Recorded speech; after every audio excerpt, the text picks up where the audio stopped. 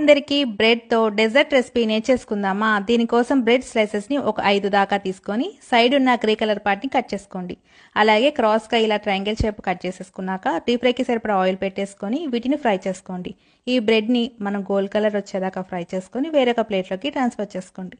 అన్నీ కూడా ఇలా రెడీ చేసి పెట్టేసుకున్నాక వేరొక బాండీలో 1 కప్ పంచదార, 1 కప్ వాటర్ని వేసేసుకొని బాగా మిక్స్ చేసేసుకొని దీంట్లో ఇలాచీ పౌడర్ని వేసుకొని అయ్యేటప్పుడు బ్రెడ్ స్లైసెస్ని వేసుకొని అటు ఇటు తిప్పుకొని ఎమ్మటే వేరొక ప్లేట్లోకి ట్రాన్స్ఫర్ చేసుకోండి. వేరొక బాండీలో 1 కప్ పాలని వేసుకొని సిమ్లో పెట్టేసుకుందాం. ఈ లోపు బ్రెడ్ స్లైసెస్ని రెడీ చేసుకున్నాక వేరొక గిన్నెలో కస్టర్డ్ పౌడర్ని వేసుకొని 2 టేబుల్ స్పూన్ల వాటర్ని వేసుకొని పిండి ముద్ద లేకుండా చూసుకొని పాలు మరిగేటప్పుడు ఈ కస్టర్డ్ పౌడర్ని సన్నగా తరిపెట్టుకున్న నట్స్ని వేసేసుకొని బాగా మిక్స్ చేసేసుకొని వేడిగా ఉన్నప్పుడే ఈ బ్రెడ్ స్లైసెస్ మీద వేసేసుకొని నట్స్ సన్నగా తరిపెట్టుకున్న నట్స్ని కూడా గార్నిష్ చేసేసుకొని ఫ్రిడ్జ్లో 1 గంట పాటు పెట్టేసుకొని తర్వాత తింటే అండి సూపర్గా ఉంటుంది.